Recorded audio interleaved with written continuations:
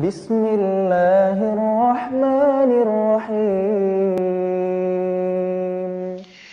Alhamdulillah, uhayyikum bitahiyatil Islam, tahiyatan min indillah mubarakatan thayyibah, tahiyata ahlil jannah wa tahiyatuhas salam.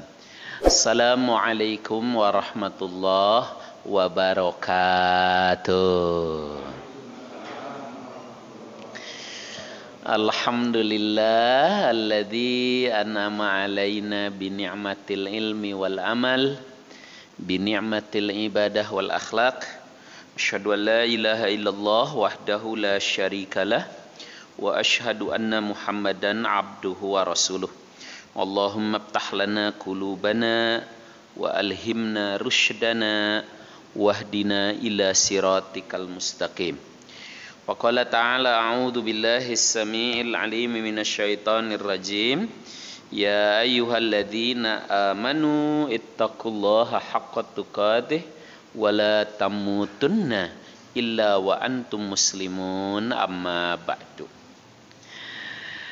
Terima kasih, dibukain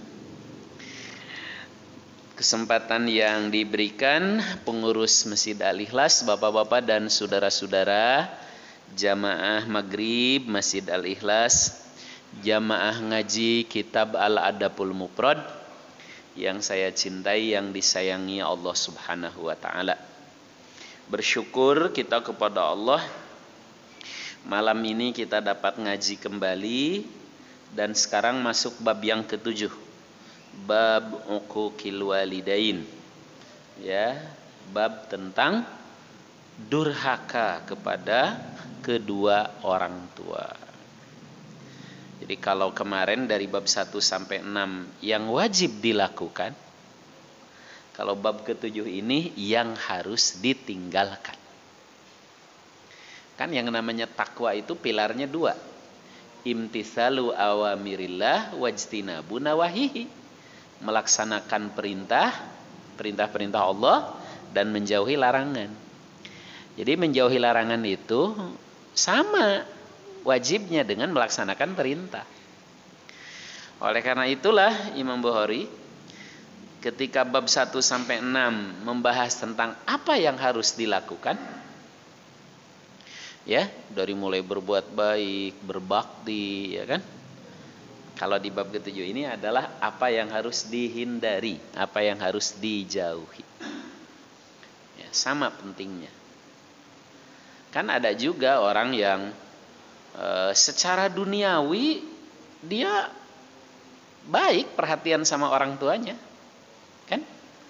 Artinya secara duniawi baik, dikasih tempat, dibayarin pembantu untuk ngurus, ya kan? Dikasih rumah yang bagus, tapi disingkirkan dari rumahnya, ya, dibeliin rumah yang jauh, bayar pembantu untuk ngurus, kebutuhannya dicukupi, kan ada. Artinya kalau secara duniawi mah tidak ada yang kurang, tapi dia tetap durhaka karena yang tidak ada adalah kasih sayang.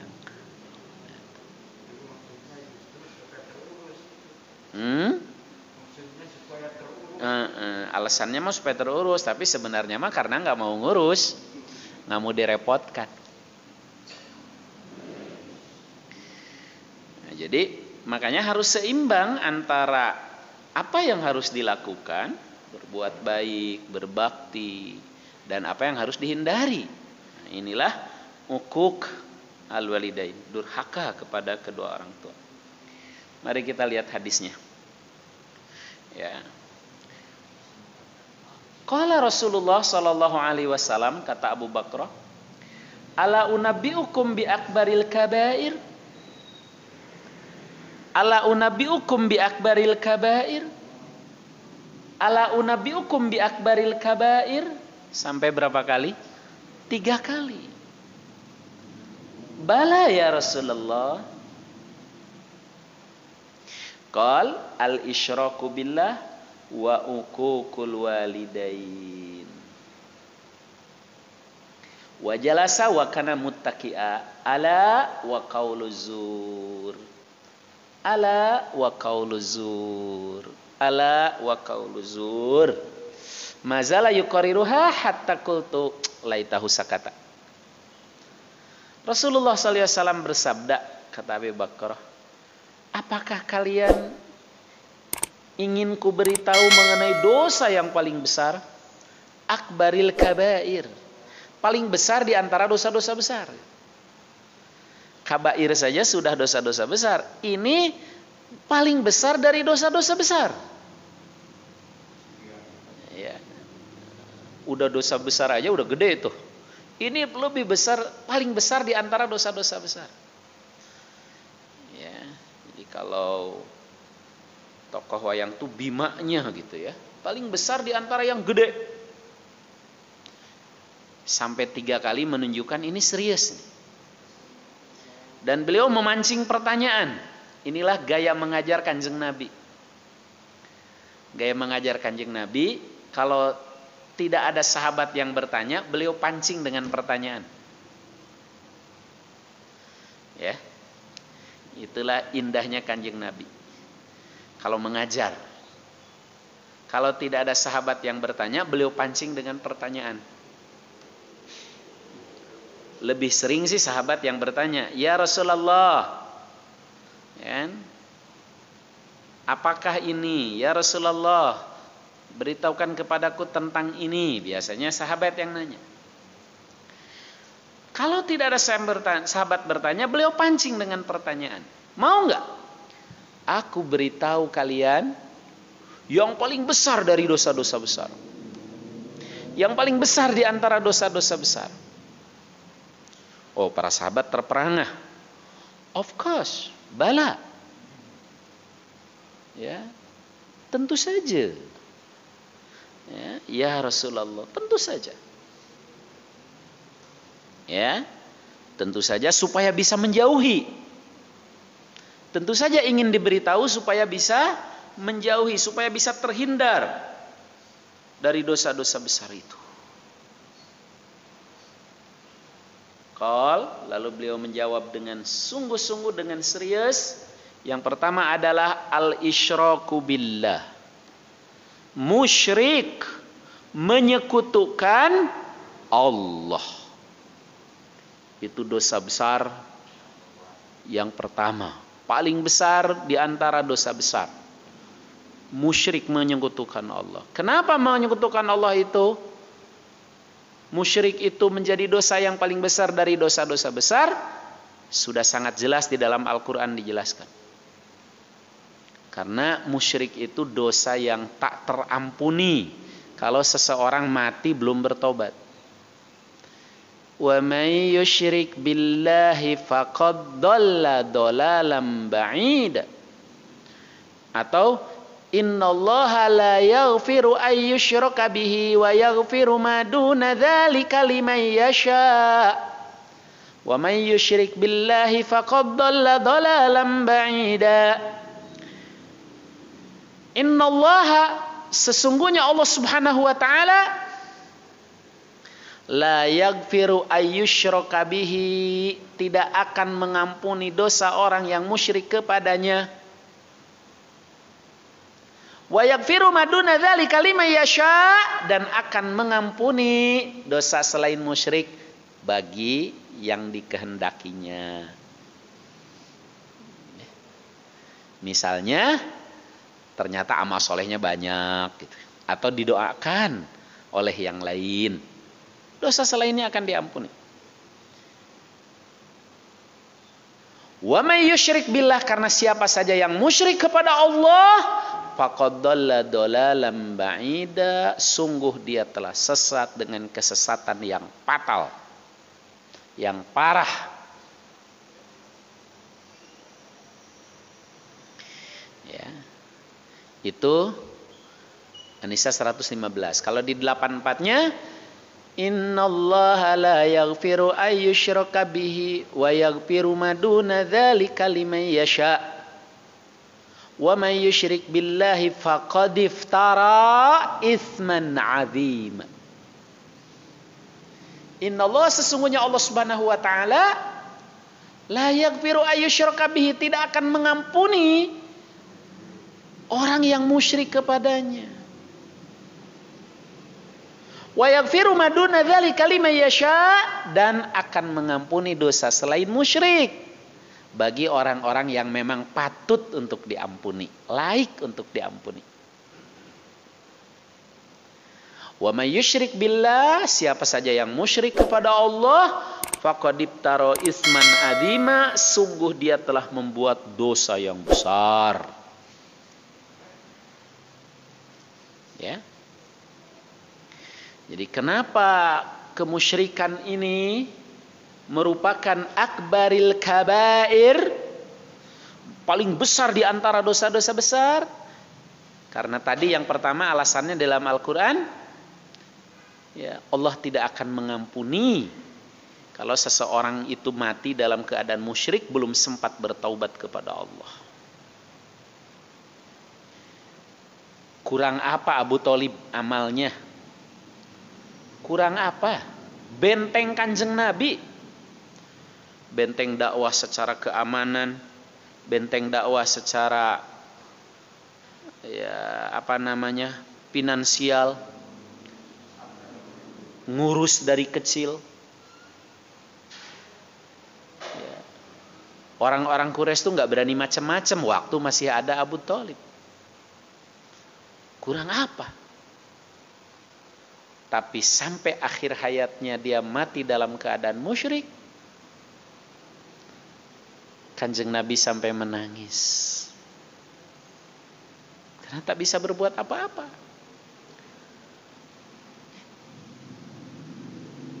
Sampai kemudian kata Allah, innaka la tahdi man ahbabta walakinnallaha yahdi man yasha. Kau tidak akan bisa memberikan hidayah kepada orang yang kamu cintai sekalipun. Karena Allah lah yang memberikan hidayah kepada orang yang memang mau mengambil hidayah itu.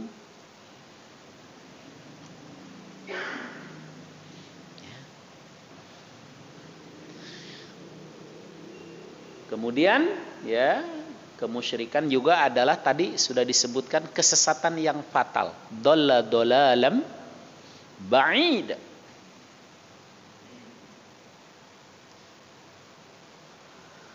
Dan kenapa kemusyrikan itu disebut akbaril kabair? Karena orang yang musyrik mati dalam keadaan musyrik haram masuk surga. Wa may yusyrik billahi faqad harramallahu alaihil jannah. Siapa yang musyrik kepada Allah, Allah haramkan surga untuknya. Naudzubillah. Haram masuk surga, naudzubillah.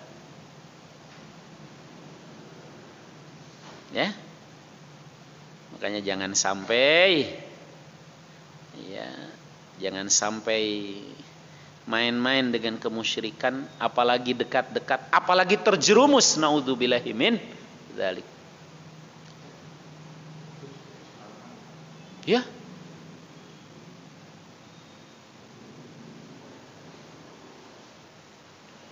Dan kemusyrikan yang paling konyol adalah menuduh Allah punya anak, naudzubillahi min dzalik. Astagfirullahaladzim.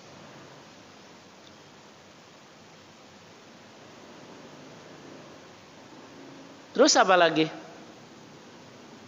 Wa ma'wahun nar. Haram masuk surga, tempat kembalinya neraka. Wa ma lidzalimina min ansor. Zalim. Haram masuk surga, tempat kembalinya neraka. Dolim. Wa ma lidzalimina min ansor. Nggak akan pernah ditolong. Dah haram masuk surga, nyungsep di neraka, dolim, tidak akan ditolong. Naudzubillah min dzalik.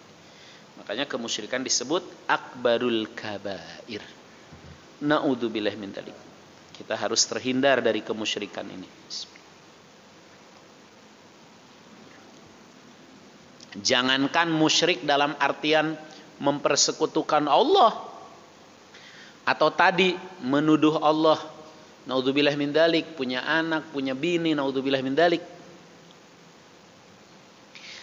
Jangankan yang tulen-tulen musyrik, dekat-dekat musyrik aja nggak boleh.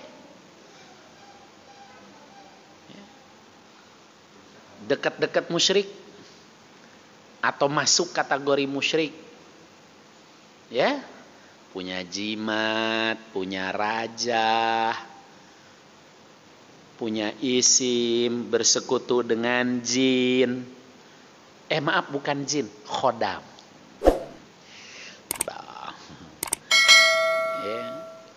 Bukan bersekutu dengan khodam, diisi.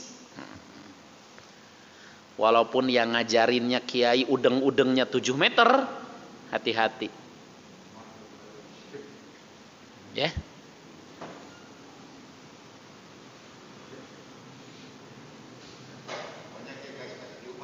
Ya? Iya. Yang ngasih jimatnya kiai kok Ustaz. Mau kiai, mau habib, apa saja, ya. Apakah itu jimat, raja, isim, keris kecil, kulit mencek. Tahu kulit mencek? Kulit menjangan. Ya, sabuk macan. Apalagi itu? Hah? Kormata. Termasuk apa? Batu cincin. Nah, makanya bedakan antara yang sekedar seneng hiasan dengan ada apa-apanya. Pelet, penglaris, sihir. Kalau pelet itu jenis sihir. Penglaris disimpannya di laci uang. Kan? Ada yang simpan di laci, ada yang disimpan di gandongan. Apa nih? Pikulan. Dapatnya nggak seberapa. Wong cuman tukang apa gitu. Tapi yang digadaikan akidah. Naudzubillah. Jangan sampai.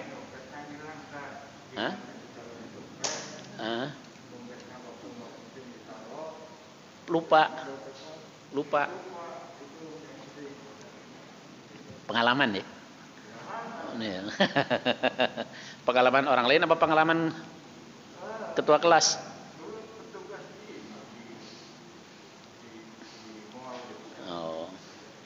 Pengalaman orang lain dong ya. Jadi jimatnya disimpan di dompet, dompetnya ketinggalan. Udah musyrik, dompetnya hilang lagi. Ruginya 2 kali, dunia akhirat.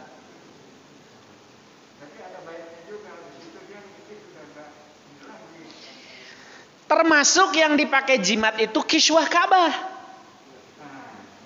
Walaupun itu adalah kiswah Ka'bah. Kan 1 meter tuh 1.000 real tuh. Kalau sejengkal itu ada yang 100 real. Kalau itu kiswah disimpan di kantong, cepat naik pangkat.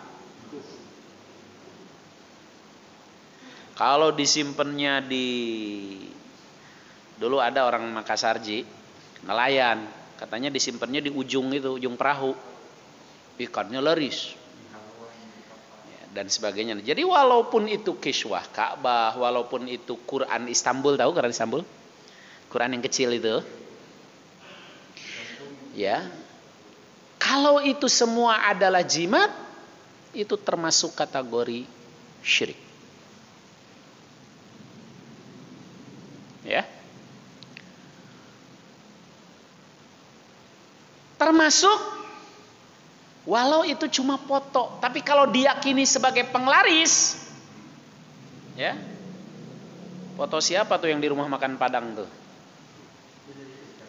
Yang angku apa itu? Itu konon ulama zaman dulu loh. Gitu. Itu biasa disimpan di rumah makan Padang itu. dianggap pembawa barokah dan penglaris, itu masuk kategori syirik. Ya. Ya, di sini ada si kode. Lailah.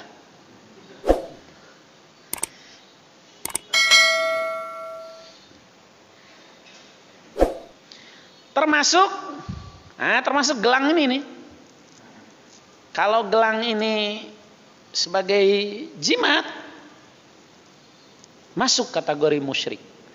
Tapi kalau sekedar obat, magnetnya untuk memperlancar darah, nggak apa-apa. Tapi kalau belinya dari dukun, harganya tidak wajar, dan diyakini ada jinnya, haram. Ya. Nah kemarin ada kasus yang diruqyah, bas jinnya bisa diajak ngomong, ternyata dia bersembunyinya di kalungnya itu, kalung magnet itu, dititipinnya di situ sama si dukunnya. Makanya kalau sekedar untuk obat tidak apa-apa, tapi kalau ada keyakinan lain, termasuk membawa kesaktian, kemana Ji? Ji, mau kemana? Oh.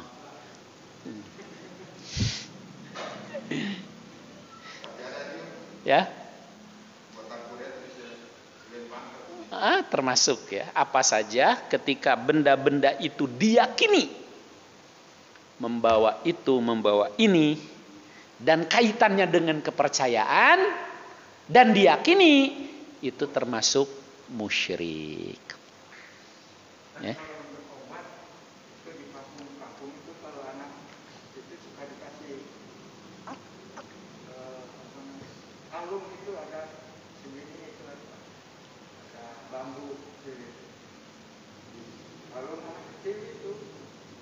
Kalau itu adalah jimat dan dianggap jinnya ada di situ, atau dianggap bisa membawa kekuatan barokah, itu masuk musyrik. Tapi kalau kayunya kayu kina, nanti mau direndam, airnya diminum, nggak masalah. Kina, obat malaria apa?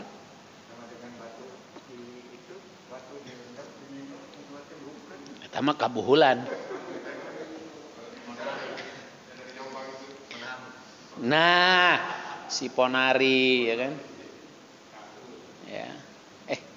Ponari kalau air pokari. Ponari sama pokari beda dikit ya. Kemudian yang kedua, disejajarkan dengan musyrik.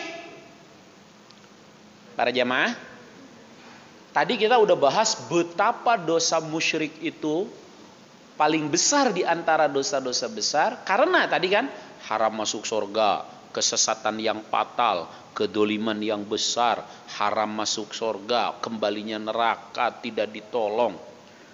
Alasan-alasannya ya. Ternyata ada yang sejajar. Ternyata ada yang sejajar dengan kemusyrikan seperti itu. Apa? Uququl walidain, durhaka kepada orang tua. Itu sejajar dengan kemusyrikan. Berita tadi sore apa kemarin ya, yang ada yang menikam ibu bapaknya sampai masuk rumah sakit tuh.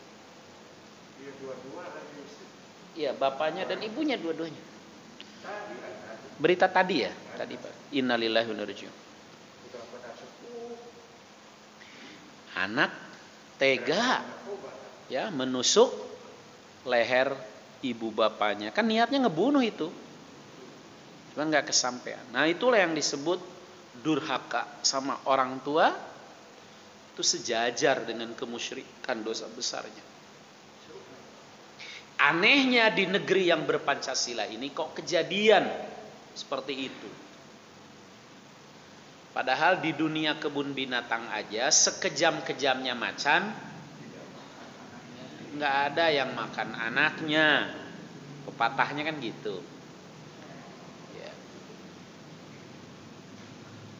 Jamaah yang saya cintai, inilah yang harus dijauhi. Jangan sampai kita tergelincir sedikit pun baik kepada perbuatan musyrik maupun perbuatan durhaka kepada orang tua.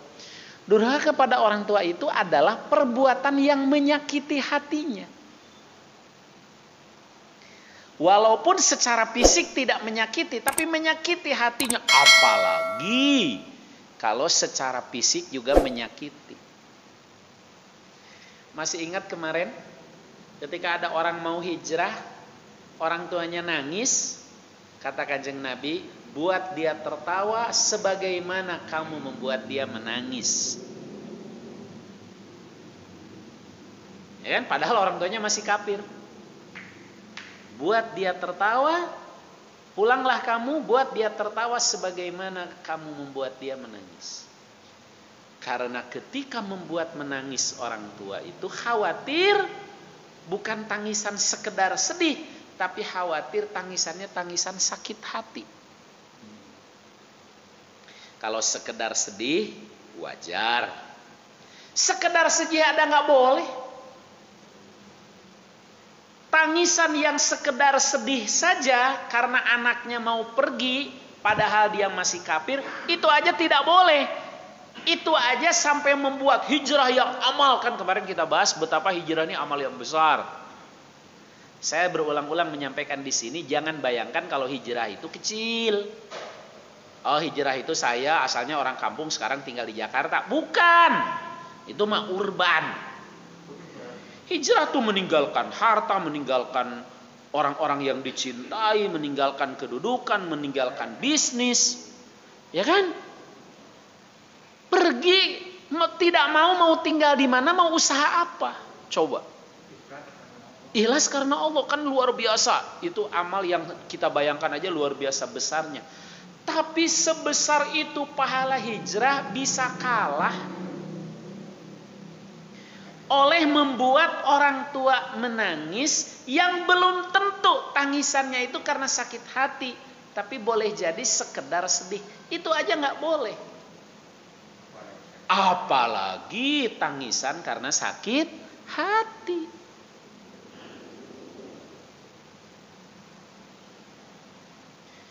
Ada seorang ibu yang ngomong, sakitnya dibentak anak itu mengalahkan sakitnya melahirkan, kata dia. Kan kita bisa bayangkan bagaimana sakitnya melahirkan. Kita lelaki lah. Coba bayangkan, kan? Pala kita waktu lahir itu kan segede apa? Ya kan? Sedangkan lubang untuk kita keluar segede apa? Kita tahu. Bayangkan kita bisa keluar, kan bisa dibayangkan sakitnya itu orang tua. Belum tenaga yang keluar, belum hentakan napasnya. Kebayanglah sakitnya sampai disebut antara hidup dan mati, kan? Ada yang bilang sakitnya setengah hidup, ada yang bilang sakitnya setengah mati. Mana yang benar, setengah hidup setengah mati? Saking sakitnya itu melahirkan. Tapi kata seorang ibu yang dibentak anaknya, itu nggak ada apa-apanya dibanding sakitnya ketika dibentak oleh anak. Nah, oleh karena itulah maka yang namanya durhaka orang tua itu adalah ketika menyakiti, melukai hatinya. Baik dengan tindakan, dengan perbuatan, termasuk dengan omongan. Makanya pantas di Quran kan ngomong aja nggak boleh. Fala taqul lahuma uff wala tanharhuma wa qul lahuma qawlan karima. Fala taqul lahuma uff. Jangan sekali-kali kamu mengatakan kepada kedua orang temu wala tanharhuma, dan jangan membentaknya. Bapak sih masih tenolo. Naudzubillah. Sudah mengatakan membentak. Wa kullahuma qaulan karima. katakanlah kata-kata yang bijak. Bukan cuma bijaksana, bijak sinih juga. Bijaksana sinilah. Kita ini maunya bijaksana saja, bijak sinihnya enggak.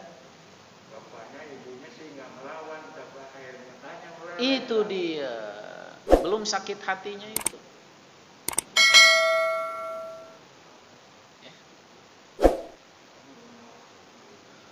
Nah, inilah yang disebut dengan durhaka pada orang tua. Ketika membuat hatinya terluka, hatinya sakit karena konon ya, sakit hati diperlakukan tidak wajar oleh anak.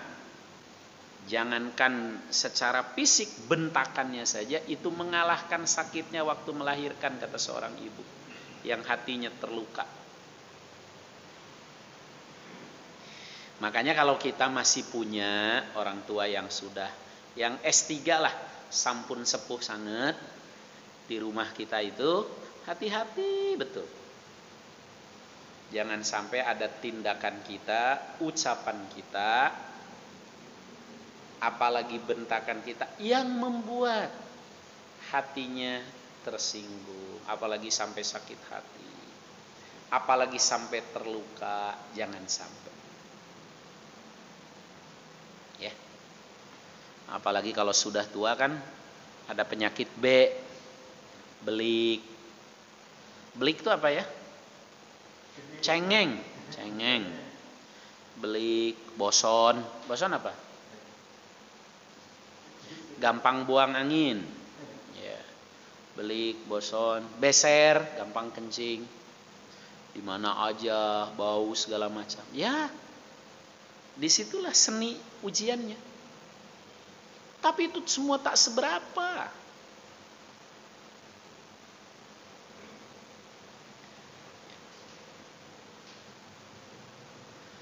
Kan? Kanjeng Nabi SAW jangan kepada Ummu Aiman saja, yang notabene cuma ibu susu. Ya. Ummu Aiman itu kan notabene cuma ibu susu dan tidak lama, karena yang lama adalah Halimah Sa'diyah. Tapi Ummu Aiman betul-betul oleh Kanjeng Nabi diperlakukan, dihormati luar biasa, dimuliakan luar biasa. Ya.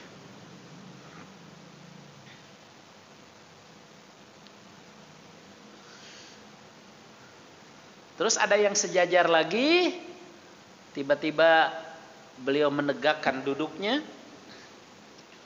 Ala wa qauluz zur. Ala wa qauluz zur. Ala wa qauluz zur. Ketahuilah. Satu lagi. Qauluz zur. Sumpah palsu. Itu sejajar tuh. Musyrik, durhaka pada orang tua, sumpah palsu. Memberikan kesaksian, bahkan bersumpah, tapi jelas-jelas bohong. Palsu. Naudzubillahi min dzalik. Ya.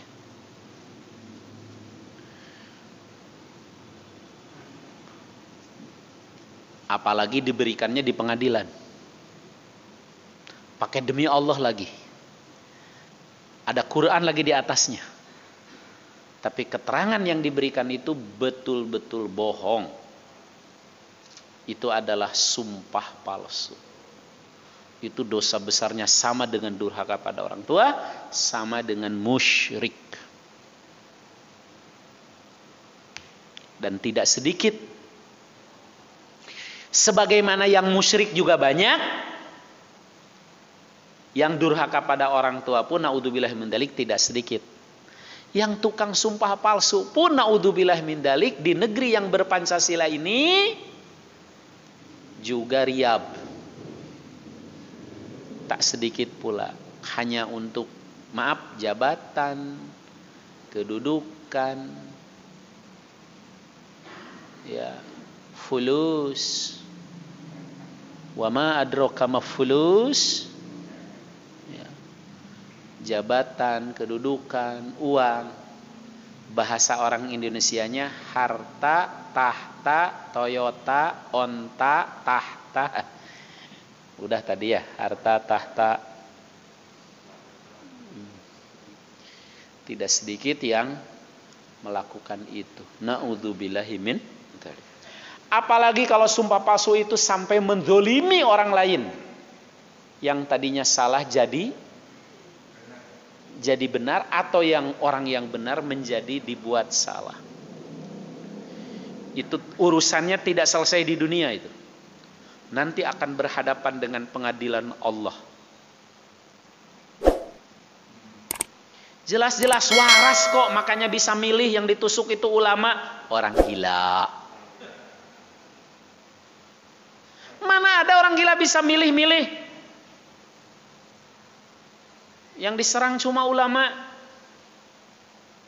Dan kata Syekh Jabir, itu nikamnya itu betul-betul ahli. Saya ngobrol dengan dokter, dok gimana? Oh itu terlatih Pak Ustadz. Dia ngambil sasarannya itu leher. Itu betul-betul terlatih dan teruji. Syekh Jabirnya aja refleks ahli bela diri gitu. Sehingga tangannya refleks ngeles dan benar-benar badannya bagus gitu. Sampai patah kan? Ototnya bagus. Tapi kata Syekh Jabir itu terlatih orang. Saya tanya dokter, ngobrol sama dokter. Oh ya itu terlatih Ustaz. Dia betul-betul mau ngambil daerah yang jelas-jelas normal dibilang gila. Kan? Ya? Semoga kita semua terhindar dari 3 hal ini. Beliau mengulang-ulangnya kata para sahabat. Sampai-sampai saya berkata dalam hati, udah dong ya Rasul. Udah dong, diem dong. Sampai sahabat ada yang ngomong gitu. Aduh diulang-ulang terus, ngeri gitu. Udah dong ya Rasul, diam. Nah, beliau sampai ngulang-ulang. Ala wa qaulu zur, ala wa qaulu zur. Waktunya habis. Subhanaka Allahumma bihamdik, asyhadu an la ilaha illa anta, astaghfiruka wa atubu ilaik. Assalamualaikum warahmatullahi wabarakatuh.